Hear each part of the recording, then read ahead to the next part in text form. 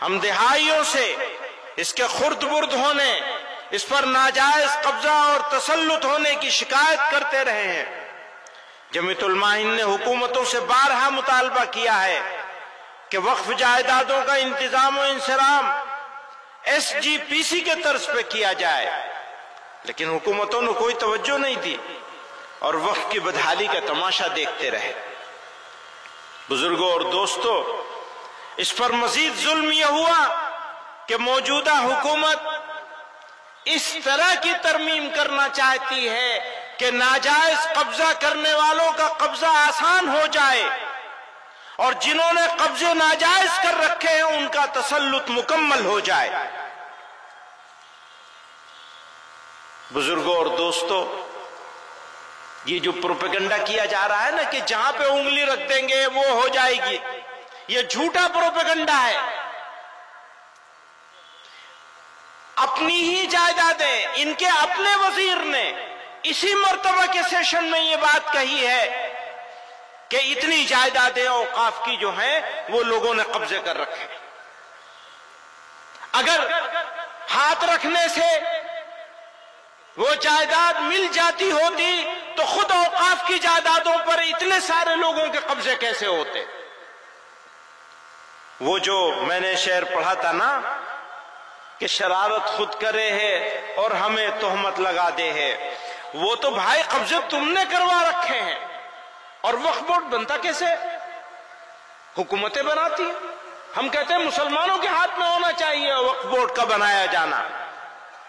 آپ نے جو موجودہ قانون ہے اس کے حساب سے آپ نے ان جائیدادوں کا انتظام کرنے کے لیے جو صوبائی اوقاف بنائے ہیں جتنے، اور سینٹرل وقف کونسل بھی، وہ سب حکومتیں بناتی، حکومتوں کے بنائے ہوئے اوقاف کے ساتھ، اور اتنی جائیدادیں آپ کو وزیر مان رہا ہے کہ اتنی جائیدادوں پہ قبضہ ہے۔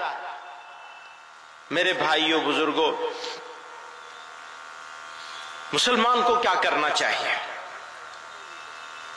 مشکل حالات میں مسلمانوں کا عمل اور رد عمل وہ کیا ہونا چاہیے؟ تو میں عرض کرنا چاہتا ہوں، صبر، حکمت اور دانشمندی کا آئینہ دار ہونا چاہیے۔ اگر صبر کے ساتھ، حکمت کے ساتھ اور دانشمندی کے ساتھ سوچ سمجھ کر فیصلے نہیں کیے گئے تو جو ہمارا مخالف جو چاہتا ہے ہمارے ہاتھ سے وہ کام کروانے میں کامیاب ہو جائے گا۔ وقت کا تقاضا ہے کہ مسلمان اپنی بصیرت اور دور اندیشی کا مظاہرہ کریں، مثبت اور متوازن اقدامات کے ذریعے معاشرتی تعمیر و ترقی میں اپنا کردار مزید مضبوط کریں، تعلیم کے فروغ، معاشی خودکفالت، سماجی بہبود پر خصوصی توجہ مرکوز کرتے ہوئے ہمیں اپنی کمیونٹی کو اس قابل بنانا ہے کہ ہر چیلنج کا سامنا حکمت اور استقامت سے کیا جا سکے۔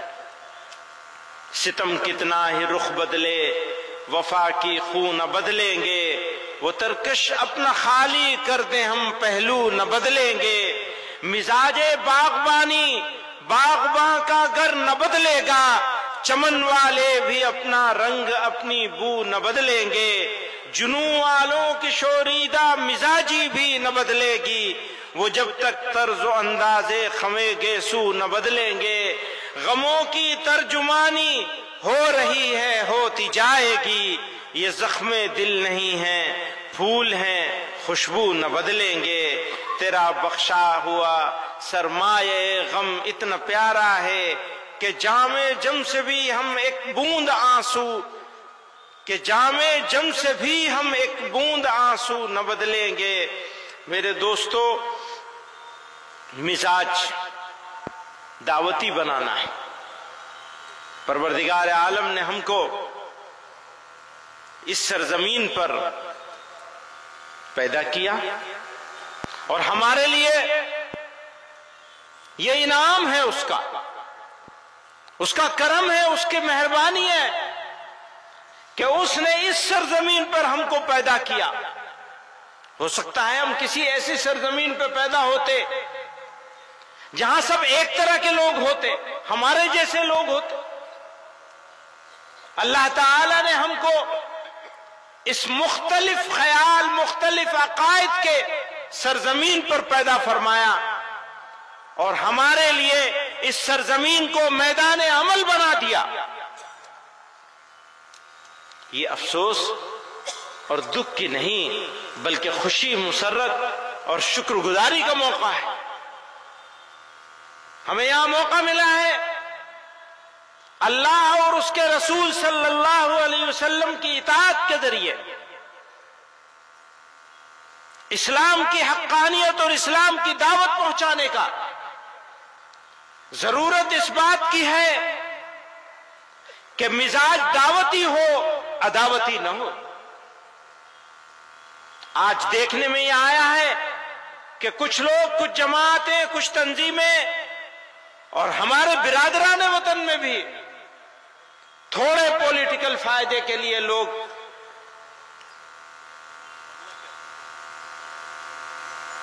دشمنی، نفرت پھیلا کر، تقسیم کر کے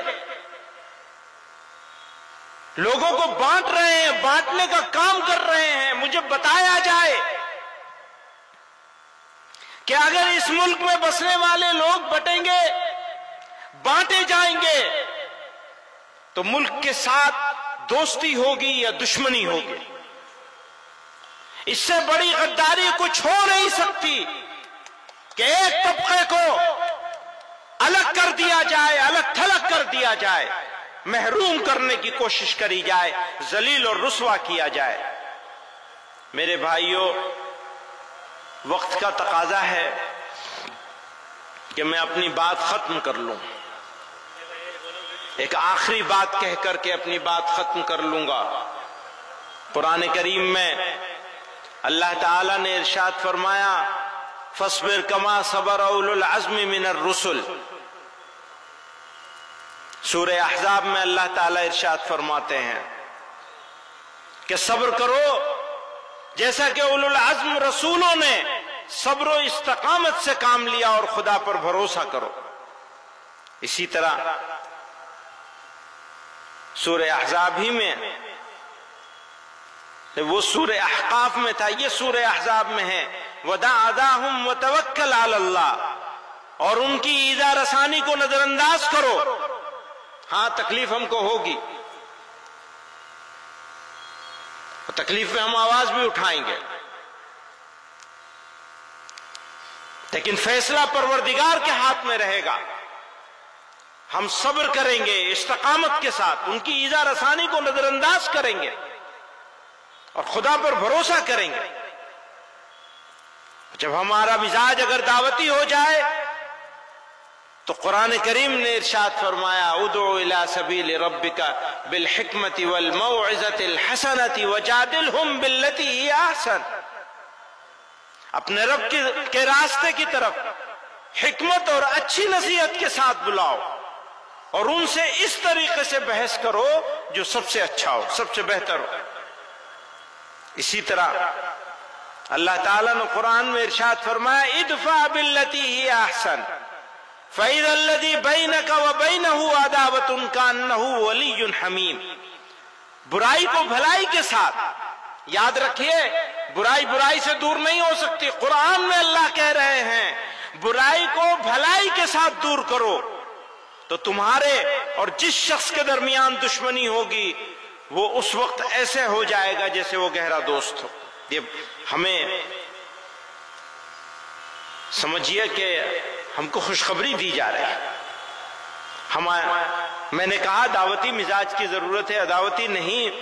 یاد رکھیے شہاب الدین غوری کی دلی چھوڑ کر سلطان الاولیاء، سلطان الہند، خواجہ خواجگان حضرت خواجہ معین الدین چشتی اجمیری رحمت اللہ علیہ پرتھوی راج چوہان کے اجمیر میں آئے تھے۔ وہ غوری کی دلی چھوڑی اور پرتھوی راج چوہان کے اجمیر میں پہنچے تھے۔ لوگ کہتے ہیں ایسا کر دیا ہوتا تو آج ہم آرام سے ہوتے، اگر ویسا کر دیا ہوتا تو ہم آرام سے ہوتے، ہم چلے گئے ہوتے، ان کی بات مان لی ہوتی۔ دعوت کا بنیادی تقاضا یہ تھا کہ مذہب کے نام پر بنائے جانے والے اسٹیٹ کے آئیڈیا کو ریجیکٹ کیا جانا تھا، اور ہم آج بھی ریجیکٹ کرتے ہیں اس آئیڈیا کو۔